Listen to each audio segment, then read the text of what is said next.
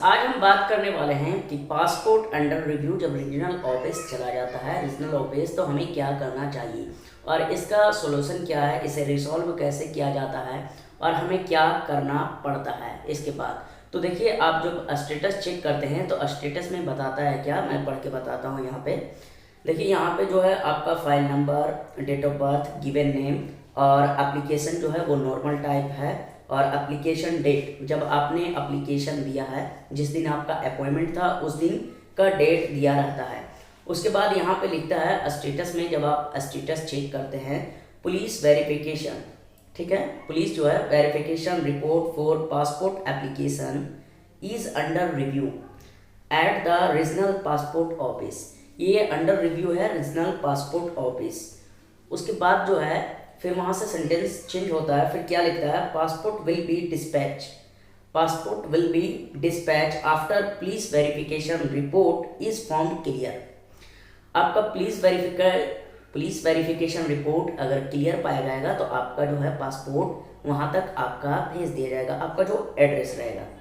The application would receive an SMS और email once the passport is dispatch. जब passport dispatch होगा passport, तो application को है, जो भी है कैंडिडेट है, उन्हें एक SMS या मेल मिल जाएगा कि आपका पासपोर्ट डिस्पैच हो चुका है। तो मेल के लिए तो कोई इंतज़ार अभी ज़्यादातर करता नहीं है, हम हैं या कोई और भी है, तो उसे क्या लगता है कि वो जाके एप्लीकेशन पे या फिर वेबसाइट पे चेक करता है कि हमारा पासपोर्ट कहाँ तक है। तो ये प्रॉब्लम जो है आता क्यों है और ये प्रॉब्लम का सोल्यूशन क्या है, ये मैं आज बताने वाला हूँ। दरअसल अभी कुछ दिन पहले मैंने पासपोर्ट जो है वो अप्लाई किया था और सेम इशू फेस करना पड़ा। उसके बाद रिसर्च किया, फिर मुझे जाके ये चीज़ पता चला, इसका पूरा रिसर्च किया। उसके बाद मैं सबसे पहले क्या किया कि टोल फ्री नंबर पे कॉल लगाया और उनसे कुछ बातचीत की। बातचीत करने के बाद मुझे पता चला कि सर आप वेट करें या तो फिर आप अपने पुलिस स्टेशन से पहले एक बार रिव्यू करें। तो मैं पुलिस स्टेशन गया, पुलिस स्टेशन में मैंने गया और वहाँ बात किया कि सर मेरा पुलिस वेरिफिकेशन जो है वो कंप्लीट हो चुका था, फिर ऐसा शो क्यों कर रहा है, ऐसा आ क्यों रहा है। तो उनके बाद जब वहाँ से हमें सर बताएं कि यहाँ से कोई इशू नहीं है, यहाँ से आपका जो भी है पासपोर्ट का जो भी था रिपोर्ट यहाँ से क्लियर कर दिया गया है और ये वहाँ भेज दिया गया है, ठीक है। तो अब जो आपको शो कर रहा है रीजनल पासपोर्ट ऑफिस, तो हो सकता है कि आप जाके रीजनल पासपोर्ट ऑफिस में संपर्क करें।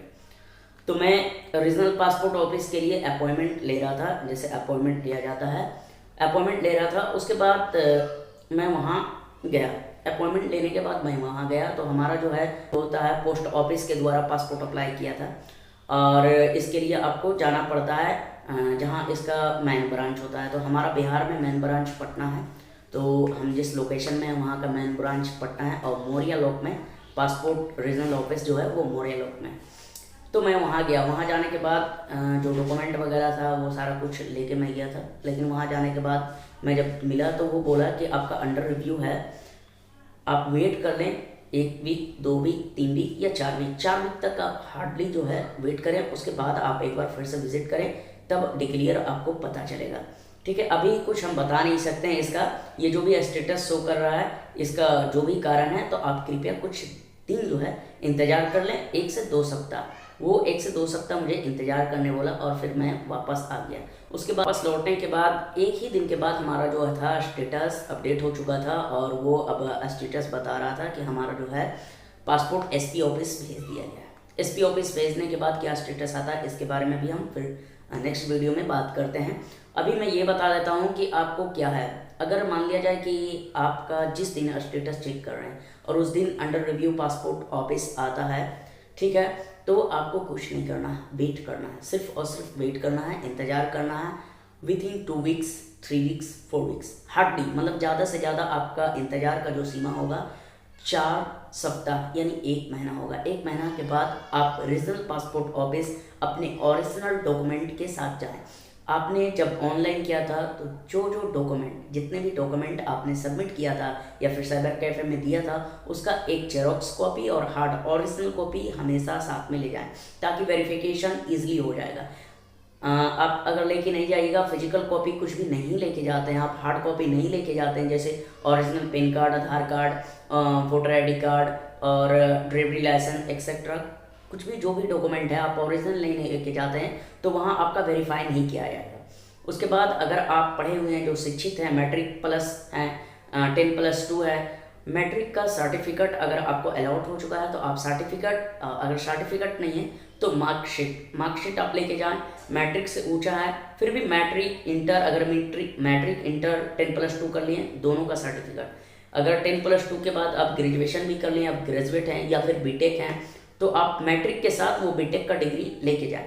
इतना बता दे रहा हूँ मैं, ऐसा ना हो कि मैट्रिक लेके गए बीटेक ने, बीटेक लेके गए तो मैट्रिक ने, क्योंकि कुछ भी वहाँ पे ऑप्शन जब धर देगा कि बीटेक का आप ओरिजिनल चाहिए या फिर ग्रेजुएशन का चाहिए, तो आप वहाँ अवेलेबल रहेगा नहीं, फिर आपको परेशान होना पड़ेगा।